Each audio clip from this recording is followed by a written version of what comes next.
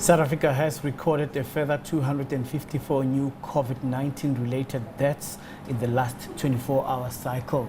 This brings the death toll to 37,105. The Health Department says the Western Cape recorded the highest number of deaths at 72, followed by Gauteng with 59. 40 people died in KwaZulu-Natal and 26 in the Northwest Province, 22 in the Eastern Cape, 16 in Mpumalanga, 13 people succumbed to the coronavirus in the Free State, and 6 in the Northern Cape. Meanwhile, a further 12,267 new coronavirus cases were recorded in the same period, bringing the cumulative number of infections to 1,337,926. And South Africa is yet to receive its first coronavirus vaccine batch of 9 million doses by Johnson & Johnson. But until then, numbers compliance to health regulation is key in curbing the spread. We're joined via Zoom by the President of the Health Professions Council of South Africa, Dr. Kgosi Letlape. Thank you very much for coming through, sir. Good afternoon to you and the viewers. And just a correction, I'm the past president of the HPCSA. I'm the current president of the Association of Medical Councils of Africa. All right. Thank you so much for the clarity, sir. Well, I mean, we've been observing shocking number of fatalities and high infection rates recently. What is wrong? What is happening in the country regarding that? What is happening in the country is that our non-pharmaceutical methods are not working as well as they could. We're still attending gatherings. We're still not heeding the calls for physical distancing. You still have people that have been arrested for not wearing masks in public, and levels of sanitation at some of the gatherings are not what they should be. So as long as we have gatherings with people that are higher numbers, that have prolonged contact with each other, the numbers will keep rising. And the most vulnerable people is the family setting. Because when you have family members that have traveled elsewhere, that have been in gatherings, they then bring the virus home, where they have prolonged contact with their family members. Well, as far as you know, how do you see this wave, or rather in the rise on infection coming down before the vaccine can be rolled out?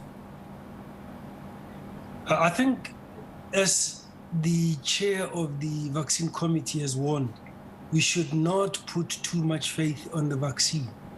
The vaccine is an added element of dealing with COVID. But even when we get the vaccines, it's still going to be important to continue with the non-pharmaceutical methods. So hopefully we would have a vaccine and the non-pharmaceutical methods working concurrently for the next 12 to 18 months to reduce the number of new infections. The way the vaccine works is it slows down the spread of the infection. It does not eliminate the spread of the infection completely. But as you vaccinate people, a lot of us will then have an immune response and readiness to fight the virus if we come into contact with it. And that will curb the spread and slow down the spread of infection.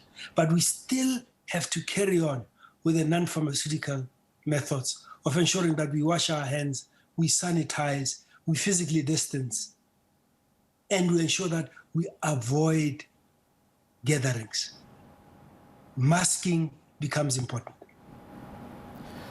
Some people who say that they have been washing their hands, wearing masks at all time, and sanitizing, have just experienced this infection and not knowing how and where it could have happened. So it usually comes as a surprise to people who have been complying.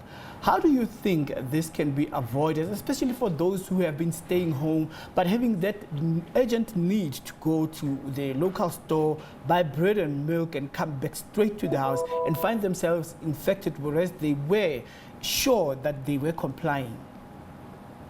I think we must all be mindful.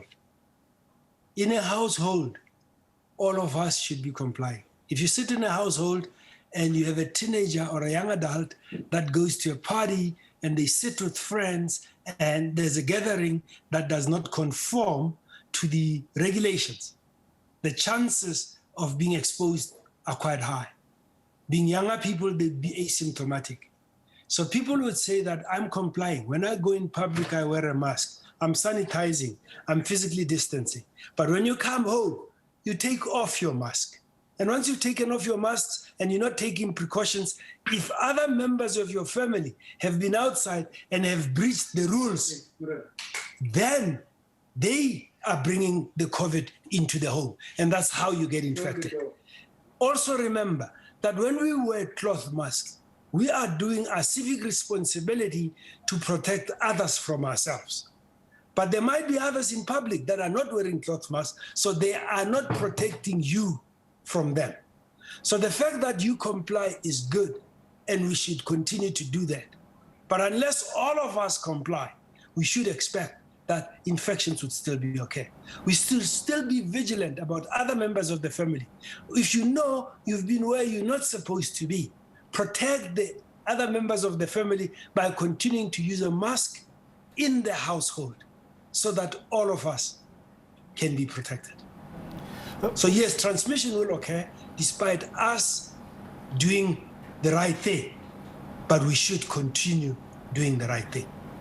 All right, so what about traditional methods of trying to prevent being infected, where people are saying that they are steaming most of the time in the house and also taking other traditional medicines and also ensuring that they are careful in as far as trying to boost their immune systems is concerned? Is that really working?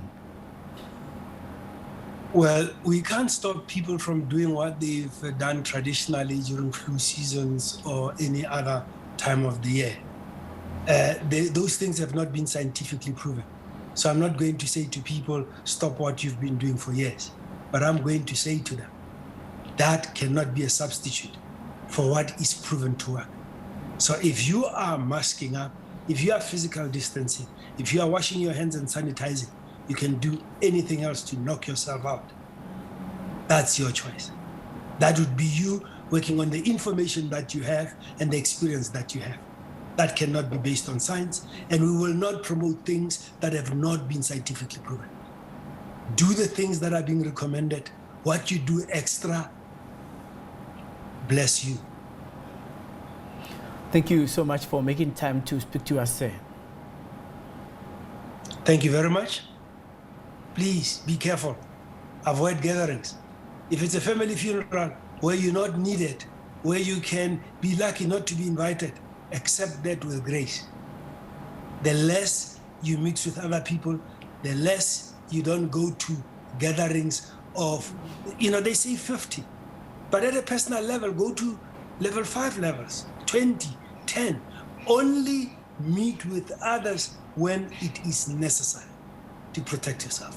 When you go out, please wear a mask and wear it properly. And even though you're wearing a mask, physically distance and wash your hands at every possible opportunity.